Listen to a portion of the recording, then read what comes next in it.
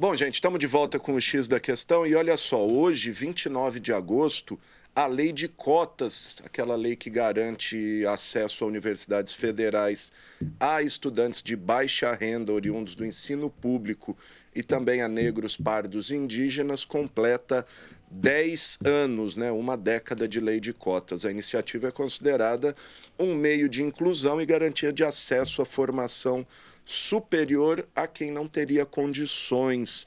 Mas sobre isso, para entender a importância dessa lei de cotas, converso agora com a professora doutora do IBILSE, a Mônica Abrantes Galindo, que está aqui no Zoom comigo. Tudo bom, professora? Obrigado por nos atender, viu?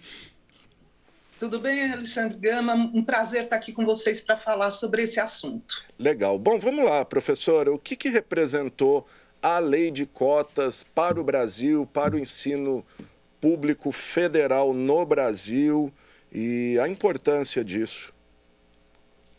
Acho que é importante, né, Gama, a gente ver que, embora ela tenha, né, você tem essa questão de ser no ensino federal, ela foi, né, em cascata para todos nós, né? Inclusive posso falar mais especificamente em relação à Unesp, que temos a política de cotas implantada. A política de cotas ela já é um grande sucesso, né? Então, mesmo quando a gente fala um pouco nessa questão de avaliação, o que a gente precisa é de revisão, como toda lei, como toda política, né? Pensar no que ela precisa estar melhorando, mas em termos dos resultados dela, ela já é efetivamente um grande sucesso. E o que ela representa? Ela representa para a gente a possibilidade de nós termos alunos talentosos que desejavam estar na universidade pública com uma possibilidade melhor de acesso a essa universidade pública. Então, a gente tem aí uma correção, né? Alguma coisa, né, da gente garantir, né, para que os nossos alunos, para que os nossos jovens possam ter um acesso na universidade pública, que justamente como é pública, tem que ser para eles também. Sem dúvida. E muita gente pensa, imagina que a lei de cotas é só para negros, né? Na verdade, 50% das vagas, me parece, são destinadas a quem estudou em escola pública e dentro desses 50 tem uma cota que é para os negros, pardos ou indígenas. É isso, professora? Exatamente. Então, às vezes fica aquela coisa, né, de falar assim, seria melhor fazer as cotas sociais, né? Que a gente sabe que há um problema social nosso grande, mas, por exemplo, vou dar um exemplo específico da Unesp, né? Nós temos as vagas que são para alunos da escola pública e dentro dessas vagas nós temos mais uma reserva que são para os alunos negros e indígenas. Então, sim, nós temos dentro, né, as cotas para os alunos da escola pública e dentro delas as cotas para os alunos pretos e indígenas, pretos, pardos e indígenas. Perfeito. A senhora tem um perfil dos cotistas, da onde eles vêm, a situação social deles e também o desempenho desses cotistas, porque muito no começo imaginava, vai dar a vaga para quem é mais fraco que quem passou no vestibular, e parece que a realidade se mostrou diferente disso, né? Exatamente. Olha, há alguns anos atrás, se não me engano, foi... Bom, não vou me lembrar a data exata, mas a revista Veja, ela trouxe uma reportagem muito interessante que ela mesma coloca, né, a respeito dessa questão das cotas e traz um apanhado muito interessante sobre como as cotas, no caso dela, surpreendeu, né? Porque até a capa é meio esquisita, porque ela fala assim, tivemos uma grande surpresa. E quando você vai ver a reportagem é porque as cotas deram certo. Então, as questões de evasão, nós temos dados, né, que vão falar que a evasão entre os cotistas é menor. Nós vamos falar em relação à questão das notas e desempenho, que não há diferença ou que a diferença é muito pequena, ou ainda dados que vão falar que você tem uma diferença na entrada, mas que depois isso se recupera com toda tranquilidade, e principalmente que quando o aluno sai, não há diferenças em termos de formação do aluno cotista e não cotista. Nós precisamos, já temos, mas precisamos mais de dados, né? Justamente porque nós somos da universidade, né? A respeito disso. Mas todos os dados que nós temos são dados positivos em relação a isso. Então, esse certo temor, essa ideia, né, que você falava, vai se baixar a questão acadêmica, tudo mais, foi um temor infundado, né? E que a gente tem dados agora que mostram isso. Eu gosto de dizer uma coisa, Gama, importante. É claro que as cotas são importantes para as pessoas, né, que vão utilizá-la, né? Para algumas famílias, né, neste momento, estão sendo as primeiras pessoas a irem para o ensino superior. Isso é muito triste a gente pensar nisso, né? Que a gente está aqui, né, em 2022 ou no início das cotas, 2012, e a gente teve ali famílias que nunca tiveram seus filhos, seus netos no ensino superior.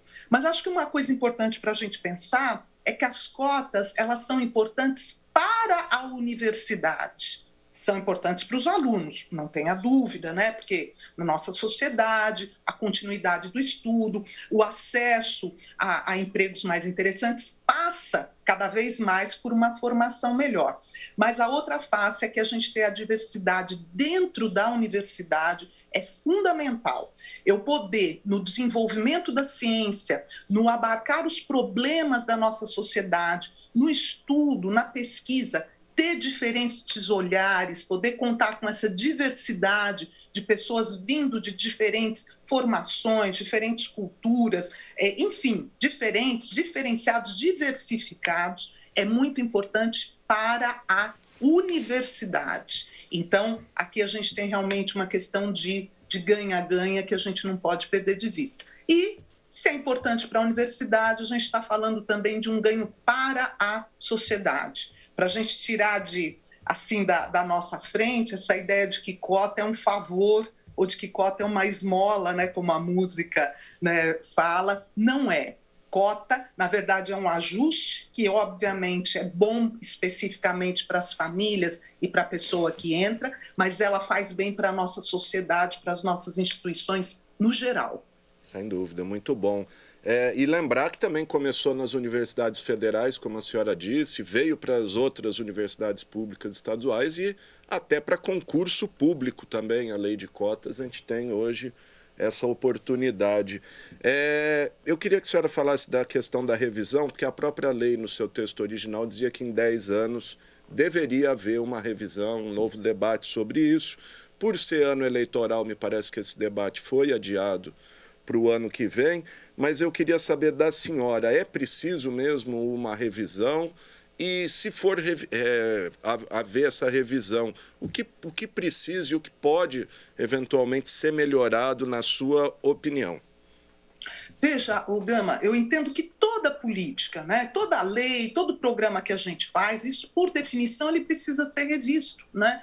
Até para a gente não entrar naquela que às vezes a gente tem um programa, ele tem uma série de coisas importantes, boas, tem coisas que precisam ser revisadas e às vezes quando a gente muda, ou muda o governo, ou muda alguma coisa, pega e joga tudo fora. Então isso é um erro terrível. Então, de novo, a política de cotas ela é um sucesso, ela já tem se revelado, ela tem mudado a cara da nossa universidade, a forma como a gente tem trabalhado e tudo mais, mas obviamente que ela precisa sim estar sendo revisada por princípio, né? Acho que um aspecto importante que a gente precisa pensar e está acoplado com a lei de cotas é a questão da permanência estudantil, né? Quando a gente tem uma população que chega na nossa universidade e que, infelizmente, por condições sociais, tem uma série de dificuldades, essas dificuldades elas não desaparecem, né? Então, a gente tem uma outra questão que é o aluno entra, muito bem, mas como que ele permanece dentro da universidade? Outro ponto importante é que a gente falou da questão de cotas, mas a gente não falou dos recursos para que essas cotas fossem implantadas dentro das universidades. Então, para toda a política, para tudo que a gente está falando, não adianta a gente falar, né, das questões, né, da nossa organização, tudo mais, se a gente não fala de recursos. A gente precisa ter recursos alocados para isso, e isso passa, sim, por uma conscientização da importância dessa lei para a nossa sociedade e para a nossa população. Você comentou uma coisa que eu acho que a gente tem que tocar, que é essa questão da meritocracia. Veja, não há nenhum problema, vou dar a minha opinião, obviamente, em a gente falar em meritocracia. O problema é que, quando eu tenho pontos de partidas diferentes, isso não é meritocracia, né? Então, qualquer pessoa séria, né, e que compreende isso, sabe que quando eu pego, por exemplo, uma camada da população que, por uma série de motivos, estava numa escola pública, que sim, precisa estar sendo trabalhada, precisa estar sendo melhorada, e concorre com uma outra camada de população que tem uma série de acessos diferentes sociais, isso não é meritocracia. Tá? Então, meritocracia o que é? A gente poder competir ou brigar por alguma coisa minimamente nos mesmos termos, né? Então, vamos correr? Então, tá certo. Se fosse uma corrida, seria mais ou menos isso. Então, aí eu estou falando de meritocracia. Se eu tenho uma corrida que um sai lá de trás e o outro sai daqui da frente, isso não é meritocracia. Isso concorrência desleal. Concorrência desleal. E as cotas, elas não vêm, eu entendo que às vezes algumas pessoas reclamam, mas aí os alunos vão passar na frente e tudo mais. Não. As cotas, se a gente fosse pensar numa corrida, ela não é passar na frente, ela é melhorar um pouco a largada, né? E aí a gente vai ter sim, os alunos vão fazer as provas, tanto é que a gente vai ter, na verdade, os alunos que passam, né, também por isso, os alunos que vão melhores nas escolas públicas. O problema é que quando eu não tenho isso, nem aquele bom aluno, aquele que se tivesse acesso, que tivesse tido toda a possibilidade de estar nessa concorrência, ele não teria as condições. Então, a gente está acertando um pouquinho a largada para ter uma competição minimamente mais justa e a possibilidade de um acesso maior dessa população na universidade pública, que é bom para todo mundo. Sem dúvida. E a professora tocou nisso, porque a gente estava conversando antes de entrar no ar e eu questionei ela porque tem uma bancada aí, tanto no Congresso quanto nas assembleias, que é contra, principalmente esse pessoal da nova política aí, enfim, MBL e tudo mais, que fazem uma oposição forte aí às cotas, citando não só a meritocracia, mas um preconceito às avessas, né? Seria um preconceito aos ricos e aos brancos, etc. Para a gente encerrar, queria que a senhora comentasse essa posição desses deputados, se a senhora acredita que eles têm força aí para, de repente, derrubar a lei de cotas. Olha, eu quero crer, Gama, que a nossa população, né, não pode permitir isso, né? Que a gente precisa compreender como sociedade a importância da lei de cotas, de novo, para a própria universidade, para as famílias e para toda a população. A nossa população brasileira, ela é composta, e a gente não está falando de contribuição, ela é composta, né? Da população negra, da população indígena e da população não negra e indígena, que a gente chama dos brancos, daqueles que atualmente são mais privilegiados. E a gente não tem visto essa representatividade em todos os lugares. Isso precisa ser corrigido. As cotas não são a única possibilidade de correção, mas elas são uma correção importante e a gente precisa, sim, brigar, lutar e para que ela permaneça e permaneça de um jeito bom. Uma forma importante, aí você falou dessas bancadas, nós estamos aí numa época de um período eleitoral, então que a nossa população, que cada um de nós pense com carinho em quem vai votar, né? Pense considerando principalmente isso, que a população é importante, a nossa sociedade é importante, ela considerar essa diversidade. Para a universidade é importante, para o conhecimento, para a nossa nação, é importante que a gente tenha uma diversidade e mais gente com acesso ao ensino público. Legal. Professora Mônica Abrantes Galindo, quero agradecer a participação da senhora aqui. Eu estou recebendo uma pergunta aqui, não sei se vai dar tempo de a gente responder, mas quero agradecer a senhora. Quiser falar mais alguma coisa, fica à vontade sobre esse tema, porque parece que agora tem cota também para candidaturas, né? Tem que ter um mínimo ali, eu não me lembro agora exatamente o peso.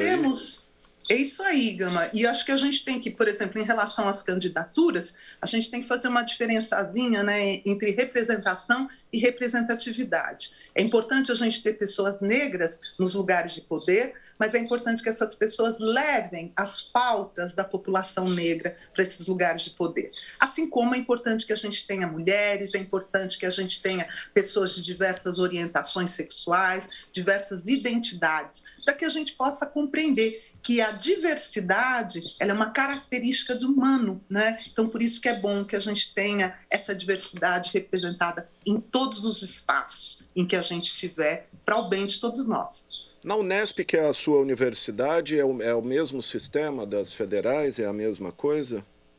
O sistema da Unesp é esse mesmo que você disse.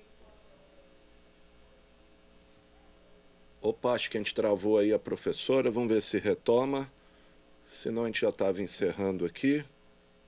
Voltou, Israel? Sim, pretos, pardos, indígenas. Esse é o da Unesp. Ah, legal. Eu vou pedir para a senhora puder repetir, porque deu uma travada aí e truncou a sua fala. Tá. Na Unesp, nós temos esse sistema. É escola pública, então o aluno diz que ele é da escola pública, e dentro da escola pública, os 35% PPIs. Pretos, pardos e indígenas. É assim que funciona. Legal. Uma das críticas também me veio aqui agora que o pessoal faz é que basta a pessoa se declarar negra ou parda e que não haveria muito controle sobre isso. A gente, inclusive, viu alguns casos de fraude explícita. Queria saber como isso pode ser melhorado, professora. E recebo uma pergunta aqui também do Eduardo Gurgel, professor. Como trabalhar esse tema em um Brasil onde o racismo estrutural é cada vez mais latente?